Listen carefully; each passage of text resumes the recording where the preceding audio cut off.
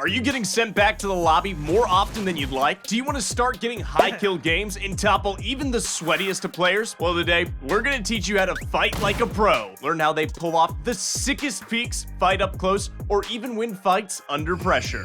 So, what do you need to master combat in Fortnite? Well, you need a good understanding of editing techniques, understanding how peaks can both protect and enable successful hits, and you need to be able to keep cool under pressure. Seriously, you can know how to fight, but if you don't push yourself to go through with your plays, you're gonna choke every time. Here's a list of goals to keep you on track. You should be able to understand the difference between fighting low ground and fighting high ground, utilize peaks effectively, keep up with pressure and apply pressure in close quarters fights, track, target, and beam opponents from long range, and follow through with plays. One of the most important elements that ties this all together is aim. Because let's face it, if you don't have proper aim, you won't be able to pull off a peak shot when you have less than a second to react. You'll also miss out on ending easy fights that wind up getting dragged out until you get third party. So, click on the link below and check out our in-depth aim guide. Learn the aiming skills you need to pull off the tricks you'll be learning here. If you want to play like the pros, learning to utilize your peaks should be your #1 priority. This means learning your angles, how they protect you, and how to combine them with your movement. One of the most basic peaks to understand is right-hand peaks, but it pretty much teaches you everything you need to get started. Stand behind a wall where your opponent is on the other side, and you should be able to get your crosshairs on your opponent if you stand on edge like this. See how you can land shots, but your opponent can't unless they move? This is called Peeker's Advantage, and it's a fundamental rule that applies to any peak edit, no matter how complex. You can also adjust these angles when you move forwards and backwards. Moving closer protects you more, while moving backwards gives you a better angle to shoot your opponent. We'll show you more examples of peaks throughout the video and how they apply in different scenarios. But before we do that, here's a secret that the pros won't tell you, and it'll change how you tackle some of the most challenging peaks. The size of an opening does not affect if you land a hit or not. All it does affect is how protected you are. So, before you say a peak is too hard because the opening is too small, remember this piece of advice. As long as the peak space fits your crosshair, that's all you really need for bullets to reach your opponent and hit. Now, all you really need is the aiming skills to take advantage of those small openings. So now let's talk about high ground first, since ideally, this is where you'll want to be fighting from. It gives you a bird's eye view of everything around you, gives you extra protection from players below you, and during the late game, lets you stay in zone without worrying about other players suddenly piecing you. High ground is the perfect place to apply pressure from. You can apply piece control that prevents them from catching up to you, then you can simply use edits to create an opening you can use to beam them or drop in on them.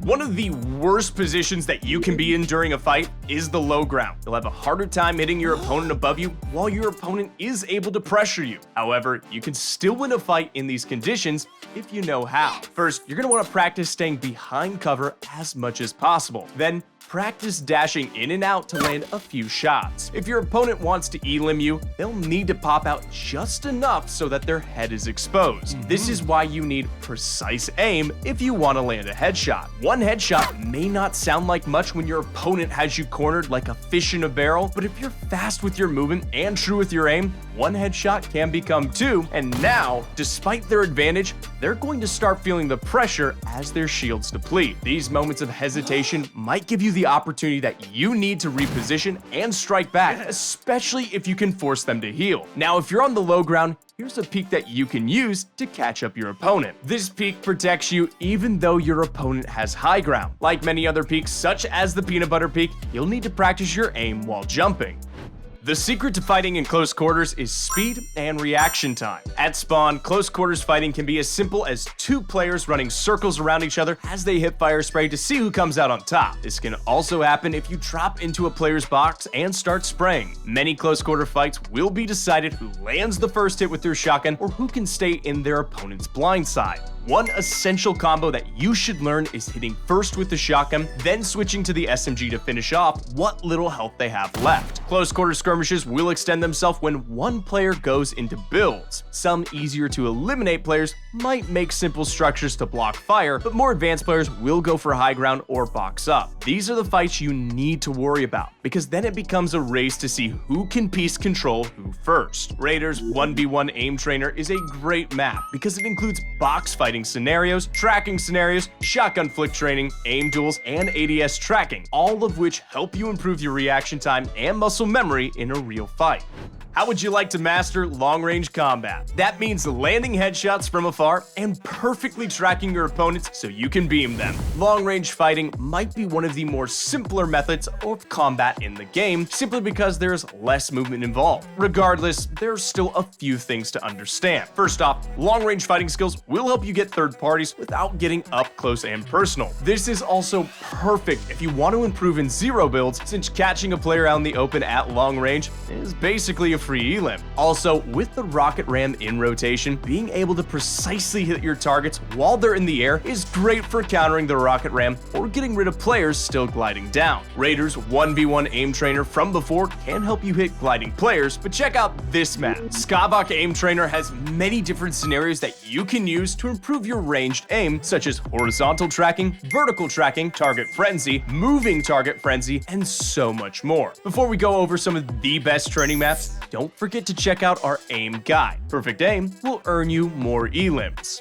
So now, let's make sure you never have to worry about your skills dropping off ever again. We've already mentioned a few maps, but let's get down to some nitty-gritty content that'll get you cracked. If you really want to get the most out of your 1v1s, you want to make a habit of finding stronger opponents to play with, simply because you'll be exposed to more techniques and players who aren't as easy to psych out. Zone Wars is another must-play simply because it pits you in an endgame scenario where you need to manage your edits and your elevation. One of the most popular maps at the moment is Bugha's Zone Wars map. This mode will teach you to deal with pressure and trust your decisions. Here's a tip if you really want to improve on these maps. Focus on tracking your opponent. Never break eye contact with opponents. As long as you don't lose sight of them, you can plan out your responses, whether it be trying to gain high ground, cutting them off using piece control, or taking a peek shot. This map forces you to land headshots if you want to secure the elimination. If you want to develop the muscle control and automatic reflex capable of landing headshots easily, this is the place to do so. The better you get at this, the faster you'll become during any close quarters fight where you only have a brief moment to land a hit. With these tips, you should have a better idea of what to aim for during a fight and how to end them quickly. Think you got what it takes to get your first 10+ kill game?